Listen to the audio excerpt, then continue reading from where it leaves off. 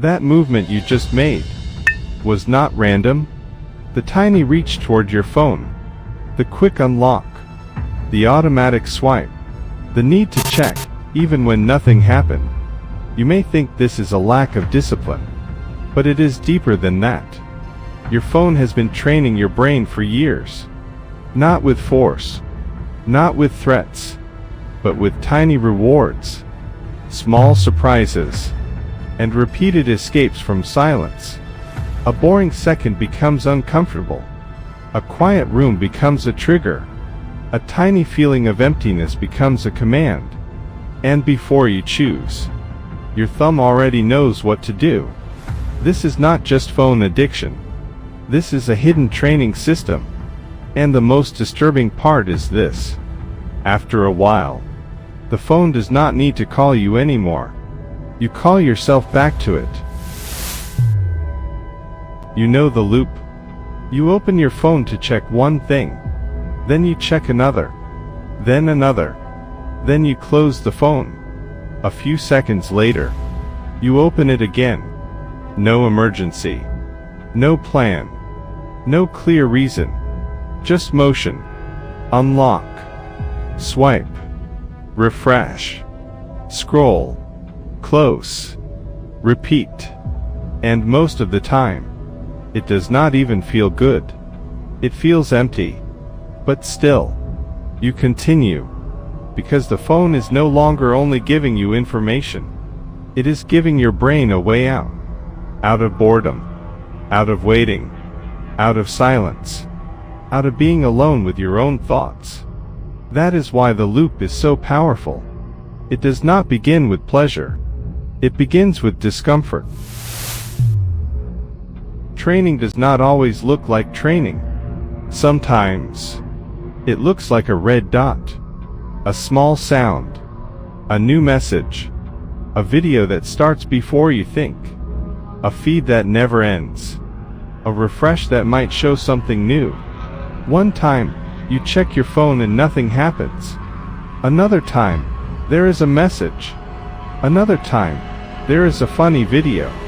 Another time, there is a comment, a like, a reply, a piece of drama, or something that makes you forget your own life for 10 seconds.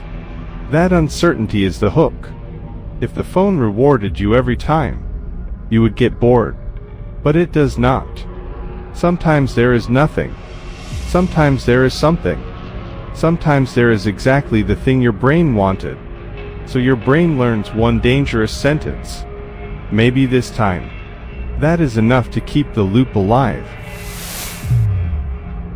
This is why your phone feels like a slot machine in your pocket.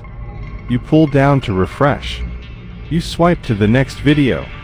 You tap the next notification. Most pulls are ordinary. But sometimes, one pull gives you a tiny reward. A message. A laugh. A shock. A signal that someone noticed you. A way to escape how you feel. The reward is small. But the lesson repeats. Check again. And again. And again. Until the phone becomes more than a tool. It becomes the easiest door out of the present moment. You do not need to be happy while scrolling. You only need scrolling to feel easier than stopping. That is the trap. The phone does not have to satisfy you. It only has to interrupt you. It is not only inside your brain. There is a system behind the screen. Apps are not built like quiet tools waiting for you. They compete. For your eyes. For your time. For your habits. For the first second after you wake up. For the last second before you sleep. Every pause teaches the system. Every swipe teaches the system. Every video you skip. Every video you finish. Every notification you ignore. Every notification you open becomes a signal. The system learns what stops you. What pulls you. What makes you hesitate. What makes you come back. And the better it learns, the less it needs to guess. Your boredom becomes data. Your attention becomes inventory. Your behavior becomes training material. for the thing that is training you. The darkest consequence is not wasted time. Wasted time is only the surface. The deeper cost is, what happens to silence? Waiting in line used to be normal. Sitting alone used to be normal. Eating without a video used to be normal. Walking without headphones used to be normal.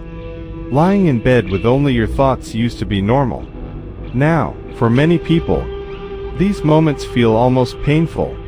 Too slow. Too empty. Too quiet. Because the brain has learned that silence is not a place to enter. It is a problem to solve. And the fastest solution is always in your pocket. But silence is not useless. Boredom is not useless. Empty moments are not useless. That is where your mind processes life. That is where thoughts connect. That is where ideas appear. That is where emotions finally catch up with you. When every empty moment is filled, something inside you never gets to speak. Tonight, when your hand reaches for your phone without thinking, pause for 1 second. Not to judge yourself. Not to feel guilty. Just to notice. Notice the silence before the screen. Notice the discomfort before the swipe. Notice the tiny moment where the loop begins. That moment matters. Because if you can see the loop, you are not completely inside it. Your phone has trained your brain for years. But awareness is the first interruption. And sometimes, 1 second of awareness is enough to prove something powerful. You are not the loop. You are the person who can see it. And the most powerful system is the one you mistake for yourself.